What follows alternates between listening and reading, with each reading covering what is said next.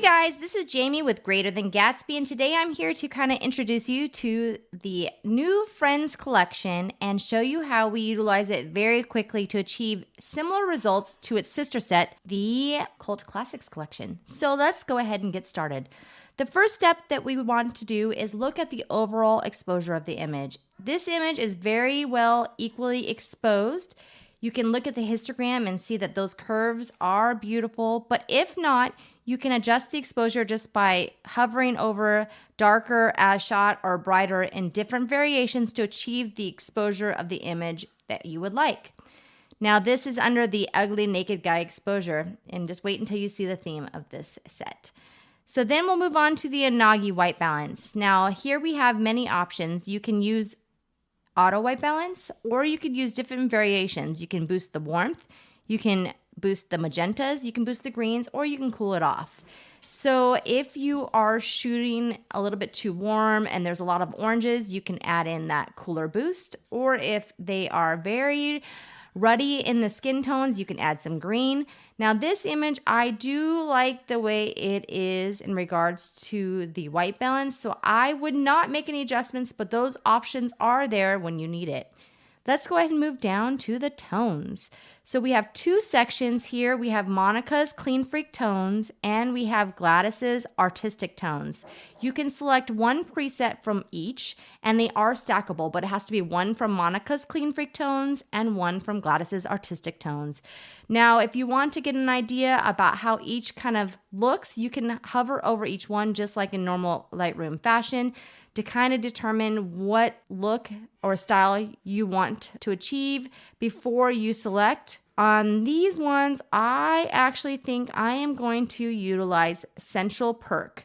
And I love what that does to the boy's skin, and I like that the tone of the leaves is just making it a little bit more fallish without getting too dramatic yet.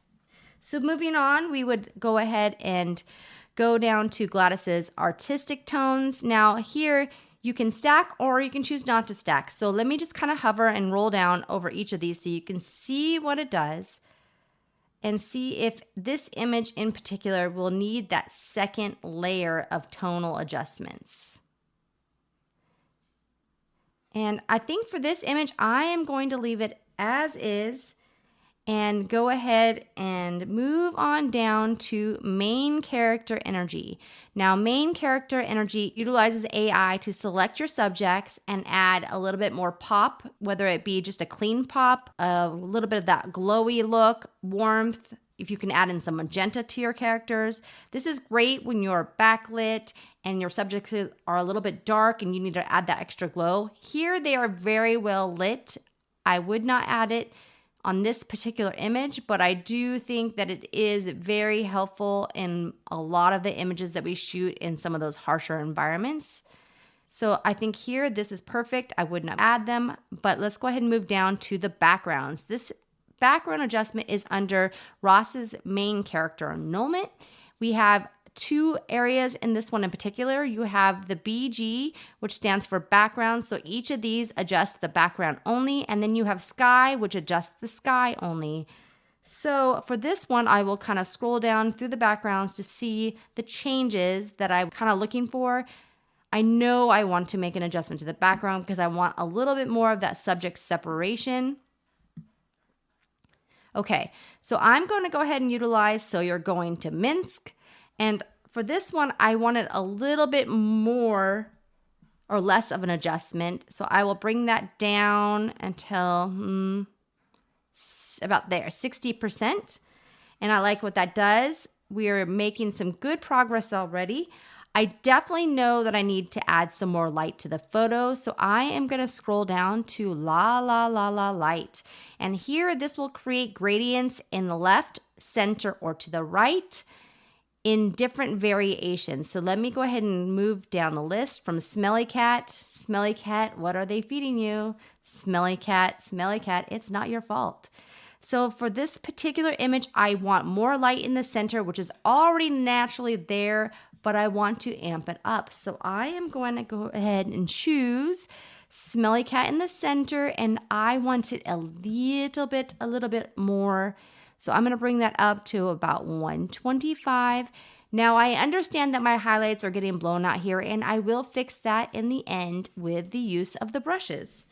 So let's go ahead and move down to something that we know you will love for fall. This is called the one with the leaves. Now, the one with the leaves adds a fall-like tone to the background to kind of really make those fall tones pop. You can use this in the fall, you can leave it off in the spring, whatever you choose. We can start with the yellow tones and move all the way down to Missing Red Sweater, which adds those cranberry tones. Now for today, I really kind of want to bring out those oranges and fall tones.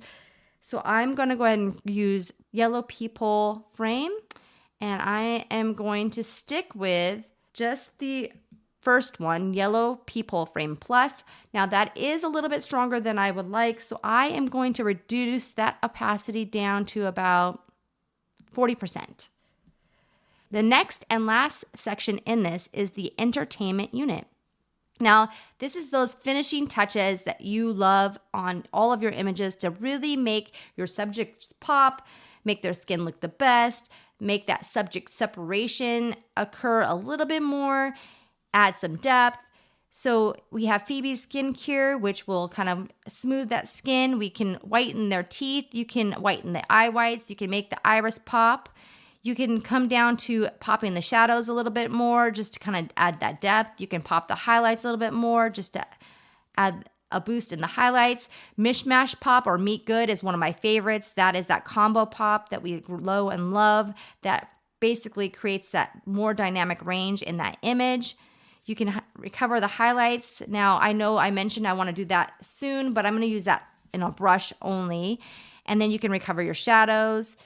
You can add some color or reduce the color. You can add clarity and dehaze. So let's go ahead and add a few of these that I know that will make this image stand out a little bit more. The first thing I want to do is add a Move Point Sharpener just to sharpen my subjects just a bit. And then I want to come back to that Mishmash Pop or Meet Good and add that combo look in there that I know will really make the boys stand out just a bit more. And I do want to up that color just a little bit because the fall is the main character here. So I'm going to go ahead and choose Hold Me Closer. And that is a little bit too much of a boost. So I am going to bring that down to about 35%. And I want to add a little bit more clarity in there. And that about does the trick in regards to utilizing those presets. Then I would move on to the brush presets. And to do that, you can go ahead and come over here and select a brush that you choose, or a radiant, or the landscape. Or you can just hit K on your keyboard for the brush only. You would move down to the presets section and you can come down to the brushes that are included in the set. I want to reduce or rescue those highlights, but there's a couple different other options here for you. We have paint on highlights, paint on shadows, rescue highlights, rescue shadows. You can add a little glow, a foreground blur, some glowy light. You can add a little specific dehaze. You can amplify that background a little bit, or you can enhance the details. But for me, I need to rescue those highlights like we said. When we're using the brush, you need to use the bracket key up and down to kind of get that exact size that you're looking for. I do have this feather quite a bit, and I will paint on those areas that are a little bit too bright. Let me go ahead and bracket that down just to kind of make it smaller. I don't want it quite so bright right here. I want to bring some of those details back, just to kind of help. Okay, so, and I also think my foreground is a bit too bright. I kind of have my eyes wander to that section, so I will do one swipe. And I think overall, that is the whole edit in just a few minutes that you can now apply to your other images. So let's go ahead and show you the before and after. This is before, this is after, this is before, this is after, and yes, this is Lightroom only. If you have any questions, you can go ahead and take a look at our website at www.greaterthangatsby.com. Thank you so much.